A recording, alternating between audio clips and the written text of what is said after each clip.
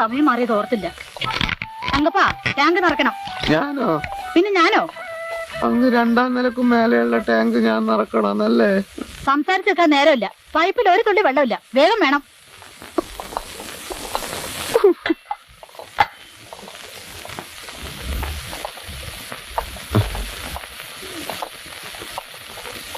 കുടിക്കാൻ കഞ്ഞിവെള്ളം വേണോ ചേട്ടാ?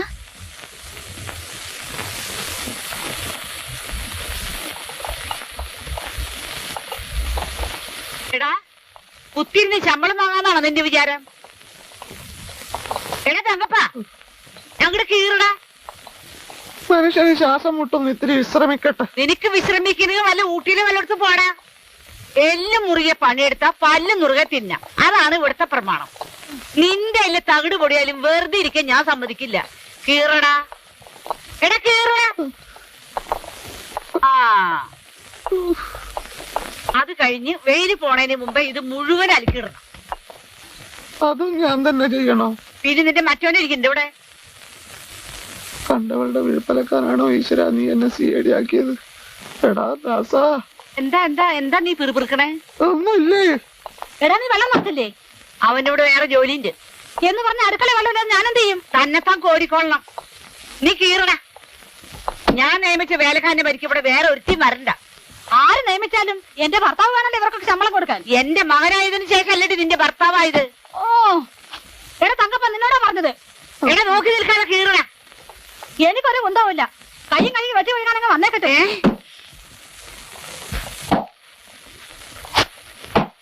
ഞാൻ പറയുന്നത് മാത്രം അനുസരിച്ചാ മതി.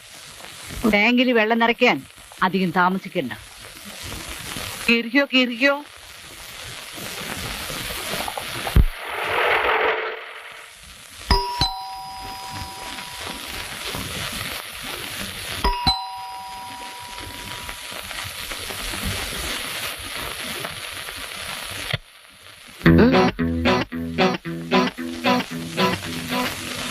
ആരാ സാറിവിടെ?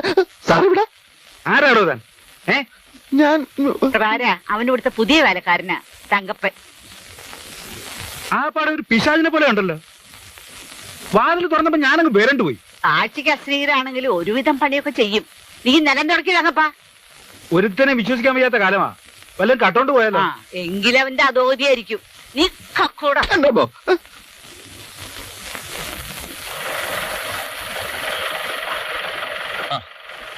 ഇവിടുന്ന് ഈ വഴിക്ക് മോനെ ഡേക്കറിന്ന് കൊണ്ടുവരാൻ പോയതാ. അന്ന് ശോഭയുടെ വീട്ടിൽ വരാൻ തോന്നിയത് എന്റെ ഭാഗ്യം. ദിവസങ്ങളോളം ഞങ്ങൾ അന്വേഷിച്ചുകൊണ്ടിരുന്ന ഭീകരനെ അന്ന് കണ്ടെത്താൻ സാധിച്ചു. പക്ഷെ ഞാൻ കൊണ്ടൊന്ന് കാപ്പി കുടിക്കാതെ പോയത്. അതിനെന്താ, കാപ്പിയേക്കാൾ വലുതല്ലേ കേസ് അന്വേഷണം? തിരക്കില്ലെങ്കിൽ ഇന്ന് അവിടം വരെ ഒന്ന് വരണം. അമ്മ 1-2 തവണ അന്വേഷിച്ചു. തിരക്കാണ്, എങ്കിലും വരാം. പിന്നെ ചിലപ്പോ സമയം കിട്ടിയെന്ന് വരില്ല. ഇരിക്കു കേട്ടോ, ഓടിക്കളയരുത്. ഇപ്പൊ വരാം.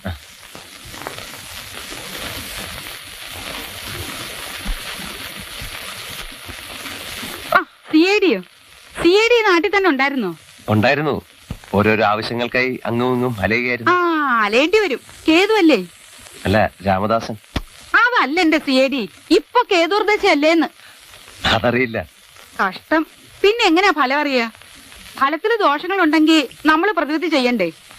ആയില്യക്കാരനിപ്പോ കേതുവായിരിക്കും. മോശം കാല, അലച്ചില് കൂടും. യാതൊന്നും ഒന്നും നോക്കിക്കാറില്ല അല്ലേ? ഇല്ല. ഞാനൊരു 100 വട്ടം എന്റെ മോന്റെ ജാതകം നോക്കിച്ചിട്ടുണ്ടാവും. ഒരു കണിയാനും പറഞ്ഞില്ല 32ാമത്തെ വയസ്സ് ഇങ്ങനെ ഒരു ചതി നടക്കുന്നു. പക്ഷെ ഇത് ചിലപ്പോ പറയാൻ പറ്റില്ലായിരിക്കും. ഇല്ലേ? വെറുതെ അങ്ങ് മരിച്ചതല്ലോ, എന്റെ മോനെ കൊന്നതല്ലേ. അമ്മ എന്തൊക്കെയാ ഈ പറയുന്നത്? മോനോടൊരു കാര്യം പറയണമെന്ന് അന്നേ ഞാൻ വിചാരിച്ചതാ. എന്ത് കാര്യം? മോൻ വിചാരിച്ചാ നടക്കും. CID ആണല്ലോ. സൂര്യ വെളിച്ചം പോലെ കത്തിക്കൊണ്ടിരുന്ന നിലവിളക്ക പെട്ടെന്ന് അങ്ങ് അണഞ്ഞുപോയി. ഇപ്പതാ നാഥനില്ലാത്ത കുടുംബവും ആയി. ഞാൻ എന്ത് ചെയ്യണമെന്ന് അമ്മ പറഞ്ഞില്ല. എന്റെ മോനെ കൊന്നതാരാണെന്ന് ഒന്ന് കണ്ടുപിടിച്ചു തരണം. വേറൊന്നിനുമല്ല, എന്തിനാ ഈ മഹാഭാവം ചെയ്തതെന്ന് ചോദിക്കാൻ. അല്ലാതെ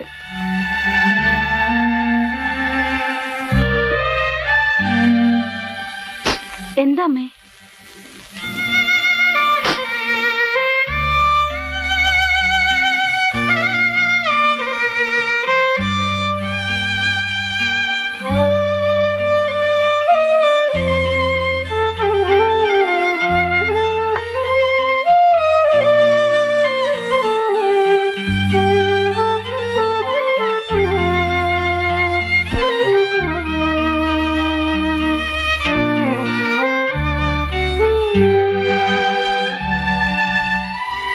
ഞാൻ വെറും ഒരു അപരിചിതനാണ്.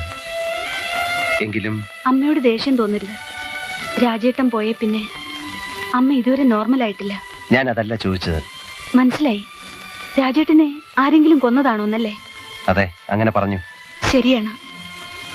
ഇൻസ്പെക്ടർ ആയിരുന്നു. ചെക്ക് പോസ്റ്റിൽ വെച്ചാണ് കൊല്ലപ്പെട്ടത്. കഞ്ചാവ് കടത്തുന്നവരുടെ ലോറി തടയാൻ ശ്രമിച്ചതാണത്രേ. ആരാണത് ചെയ്തതെന്ന് തെളിഞ്ഞില്ലേ?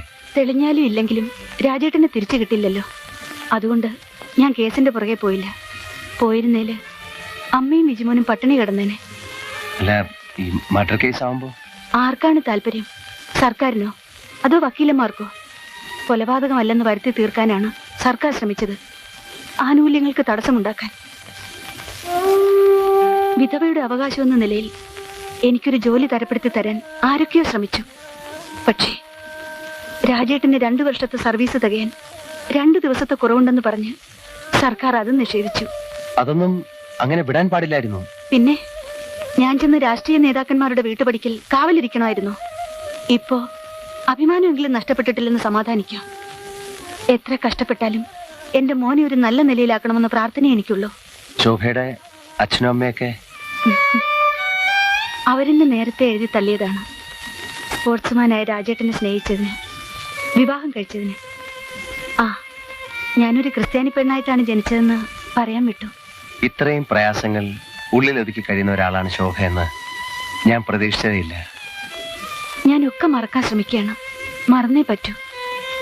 അമ്മയുടെ വിശ്വാസം വിജിമോന്റെ ജാതകദോഷം കൊണ്ടാ രാജേട്ടൻ മരിച്ചതെന്നാണ്. സത്യത്തിൽ അമ്മയെ ഭയന്നിട്ടാ ഞാൻ ജോലിക്ക് പോകുമ്പോൾ മോനെ ഡേ കെയറിലാക്കുന്നത്. അല്ലാതെ കാശുണ്ടായിട്ടൊന്നുമല്ല. ശോഭയ്ക്ക് വിരോധമില്ലെങ്കിൽ കൂടുതൽ മെച്ചപ്പെട്ട ഒരു ജോലിക്ക് വേണ്ടി ഞാൻ ശ്രമിക്കാം. എന്ത് ജോലി? ഗവൺമെന്റ് സർവീസിൽ തന്നെ. കിട്ടില്ല. അങ്ങനെ പറയരുത്. ഒരു വലിയ സമരമാണ് നമ്മുടെയൊക്കെ ജീവിതം. പൊരുതിയാലേ പിടിച്ചു നിൽക്കാൻ പറ്റൂ.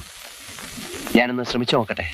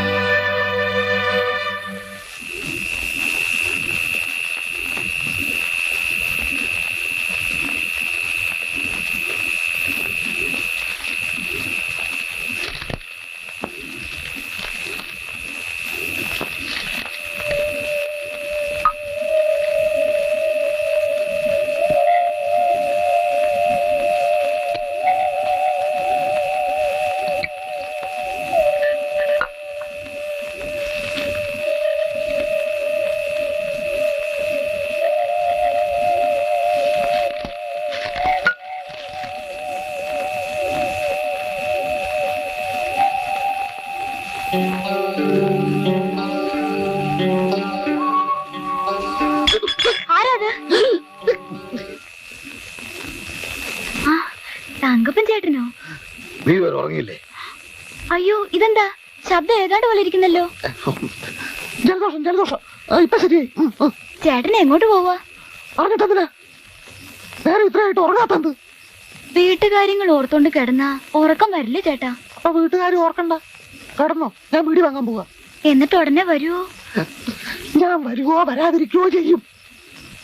വിറക് കീറാൻ ചേട്ടൻ വിഷമിക്കുന്ന കണ്ടപ്പോ എനിക്ക് സങ്കടം വന്നു. പോയി കിടന്ന് ഉറങ്ങാൻ നോക്കൂ കുരിശേ.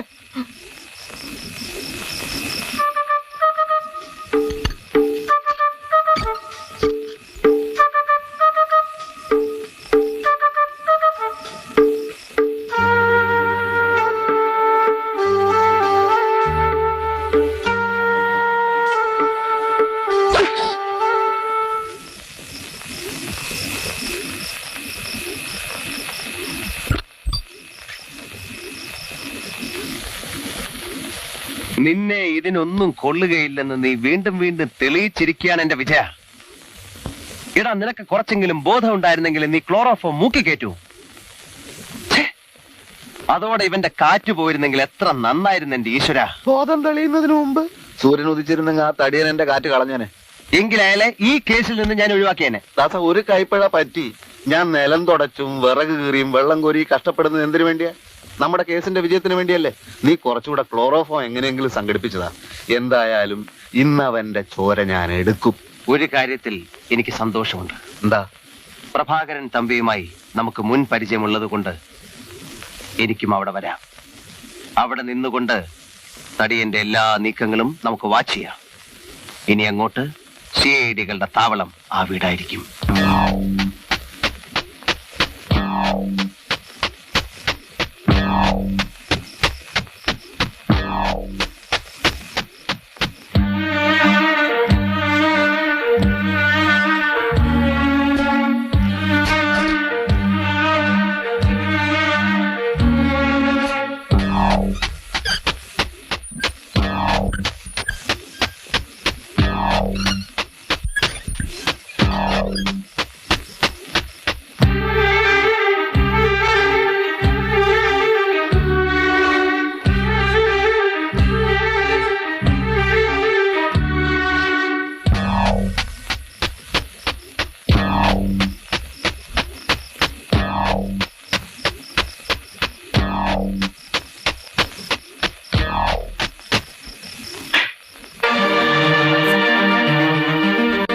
അനന്തൻ നമ്പ്യാർ, നിങ്ങൾ? ഞാൻ ജയിലിലാണ്.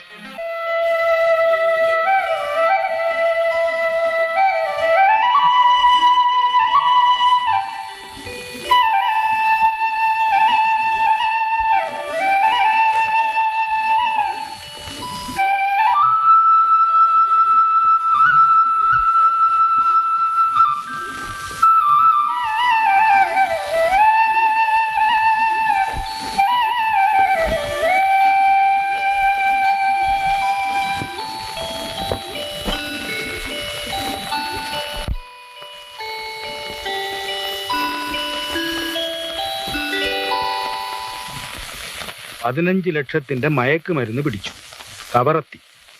കവറത്തി ഐലൻഡിനെ ലക്ഷ്യമാക്കി നീങ്ങിക്കൊണ്ടിരുന്ന ഒരു ബോട്ടിൽ നിന്ന് കസ്റ്റംസ് ഓഫീസർ രാജശേഖരന്റെ നേതൃത്വത്തിലുള്ള സംഘം 15 ലക്ഷം രൂപയോളം വില വരുന്ന ഹെറോയിൻ തുടങ്ങിയ മയക്കുമരുന്നുകൾ പിടികൂടി. കള്ളക്കടത്ത് സംഘത്തിലെ 3 പേരെ അറസ്റ്റ് ചെയ്തു. 2 പേർ കടലിൽ ചാടി രക്ഷപ്പെട്ടു. കഷ്ടം, ഈ കസ്റ്റംസുകാരെ കൊണ്ട് തോറ്റു. കള്ളക്കടത്തുകാർക്ക് ജീവിക്കാൻ വയ്യാന്നുള്ള ഒരു സ്റ്റേജായി.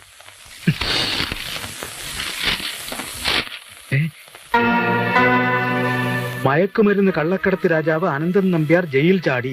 മദ്രാശി ആസ്ഥാനമാക്കി കള്ളക്കടത്തും കൊലപാതകങ്ങളും നടത്തി കുപ്രസിദ്ധി ആർജിച്ച അനന്തൻ നമ്പ്യാർ ഇന്നലെ വെളുപ്പിന് സെൻട്രൽ ജയിൽ ചാടി കടന്നു കളഞ്ഞു. തമിഴ്നാട്ടിലും അയൽ സംസ്ഥാനങ്ങളിലും അനന്തൻ നമ്പ്യാരെ വീഴ്ത്താനുള്ള വല വീശിക്കഴിഞ്ഞുവെന്ന് പോലീസ് കേന്ദ്രങ്ങൾ വെളിപ്പെടുത്തിയിരിക്കുന്നു.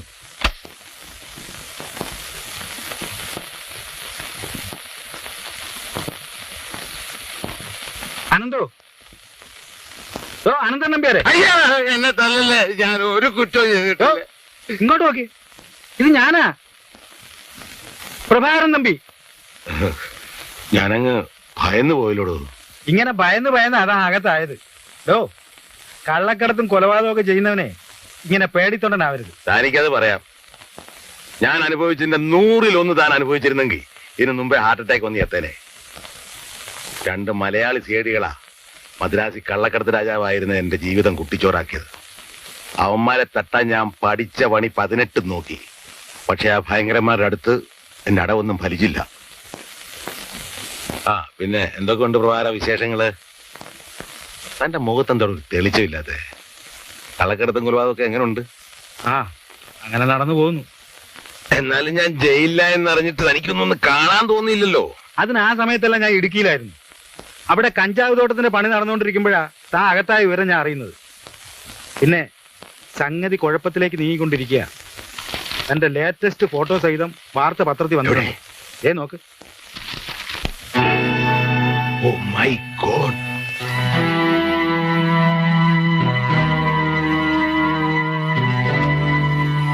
പുറത്തിറങ്ങാൻ പറ്റാത്ത സ്ഥിതിയായല്ലോ ഈശ്വര. പുറത്തിറങ്ങാൻ പറ്റില്ല അനന്ത.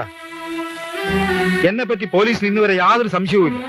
അനാഥ മന്ദിരം, കുഷ്ഠരോഗ നിവാരണം എന്നൊക്കെ പറഞ്ഞ് വളരെ മാന്യമായ രീതിയിൽ ഞാൻ മുന്നോട്ട് പോയിക്കൊണ്ടിരിക്കുക. താനുമായി ബന്ധമുണ്ടെന്നോ മറ്റോ പോലീസുകാർ അറിഞ്ഞാൽ എന്റെ ഭാവി അതോടെ അവതാളത്തിലാവും. അപ്പോ അനന്തൻ ഇവിടുന്ന് പോണം. പ്രഭാകര, പതുക്കെ. എന്റെ ഭാര്യയെ ഞാൻ ഈ പത്രം കാണിച്ചിട്ടില്ല. എന്റെ രഹസ്യങ്ങളൊന്നും അവർക്ക് പോലും അറിയില്ല. എന്നെ ആപ്പിലാക്കാതെ അനന്തൻ എത്രയും പെട്ടെന്ന് ഒന്ന് സ്ഥലം വിടണം. ആ പഴയ പ്രഭാകരൻ തന്നെയാണോ ഈ സംസാരിക്കുന്നത്?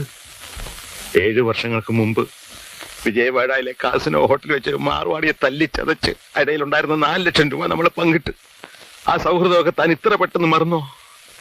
പഴയ കാര്യങ്ങളൊന്നും പറഞ്ഞ് നേരം കളയണ്ട. ഞാൻ കുറച്ച് രൂപ വേണമെങ്കിൽ തരാം. രൂപയല്ല എനിക്കിപ്പോ ആവശ്യം, ഒളിച്ചിരിക്കാൻ വേണവാ. ഇന്ത്യയിൽ ഒരിടത്തും എനിക്ക് രക്ഷയില്ല. താൻ എനിക്കൊരു കള്ള പാസ്പോർട്ട് സംഘടിപ്പിച്ചതാ. ഞാൻ വല്ല മലയാളിലോ സിംഗപ്പൂരിലോ എവിടെങ്കിലും പോയി വല്ല കൂലിപ്പണിയും ചെയ്ത് ജീവിച്ചോളാം. അതൊന്നും പെട്ടെന്ന് നടക്കുന്ന കാര്യമല്ല എന്താ. എന്നാ ഞാൻ ചെന്ന് പോലീസിന് പിടി കൊടുക്കട്ടെ? അതാണ് നല്ലത്. ഒരു കള്ള പാസ്പോർട്ട് സംഘടിപ്പിച്ചാൽ ഞാൻ ഈ വീട്ടിൽ നിന്ന് പോകത്തില്ല.